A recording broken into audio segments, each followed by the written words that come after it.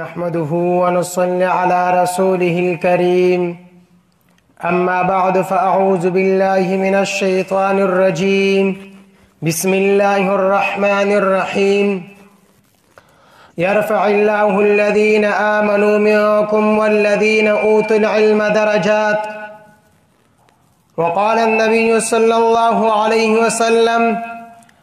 من سلك طريقا يلتمس فيه علما سهل الله له به طريقا إلى الجنة أو كما قال صلى الله عليه وسلم سب کیا ہے تو اس کو خود سمجھتا ہے سب کیا ہے تو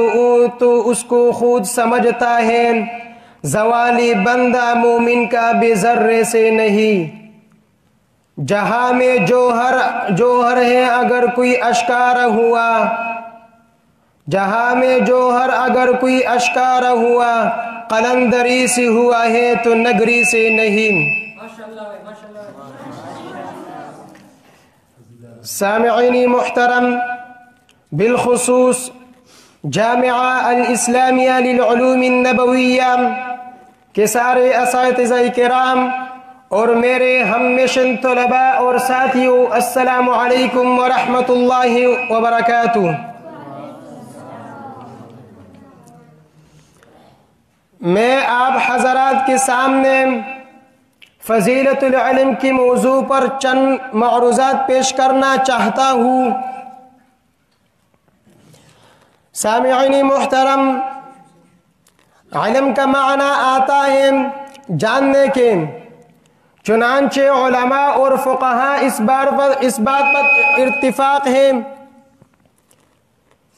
کہ ہر بالغ مسلمان مرد اور عورت پر اتنا علم حاصل کرنا ضروری ہے جس کے ذریعے سے اپنے 24 گھنٹے کی زندگی شریعت کے احکام کے مطابق گزار سکیں اور حلال اور حرام، پاکی اور ناپاکی میں تمیز فرق کر سکیں۔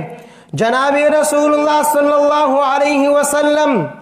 کا ارشاد ہے طلب العلم فریضۃ علی کل مسلم، علم کا طلب کرنا ہر مسلمان مرد اور عورت پر فرض ہے۔ سامعین محترم، علم ہی وہ چیز ہے جس کے ذریعے سے انسان اور حیوان میں تمیز کیا جاتا ہے۔ علم ہی وہ نعمت ہے جس کی بدولت آدم علیہ السلام مسجودی ملائکہ بنتے ہیں۔ علم ہی وہ کیمیائی سعادت ہے جو مخلوق کو خالق سے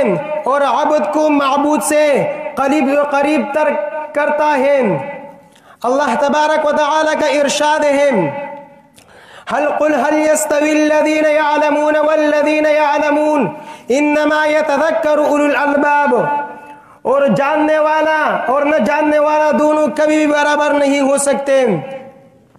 اور حدیث میں آتا ہے جب کوئی آدمی علم کے راستے کو اختیار کرتا ہے تو اس کے لیے اللہ تبارک و تعالی جنت کے راستے کو آسان کر دیتے ہیں۔ اور ایک حدیث میں آتا ہے علم کی فضیلت عابد پر اس طرح ہے جس طرح چاند کی فضیلت تمام ستاروں پر۔ علی رضی اللہ تعالی عنہ کا فرمان ہے رضینا قسمت الجبار فینا رضینا قسمت الجبار فینا لنا علم وللجہال مال، یعنی ہم اللہ کی بنائی ہوئی تقدیر پر راضی ہیں، وہ یہ ہے کہ ہمارے لیے تو علم مقرر کیا اور جاہلوں کے لیے مال۔ اور شیخ سعدی رحمہ اللہ تعالی فرماتے ہیں جاؤ علم کی دامن کو مضبوطی سے تھام لو کیونکہ تمہیں علم جنت کو پہنچائے گا۔ اللہ تبارک دعا ہے اللہ تبارک و تعالی ہمیں علم نافع عطا فرمائے اور دین متین کی عالی محنت کے لیے قبول فرمائے۔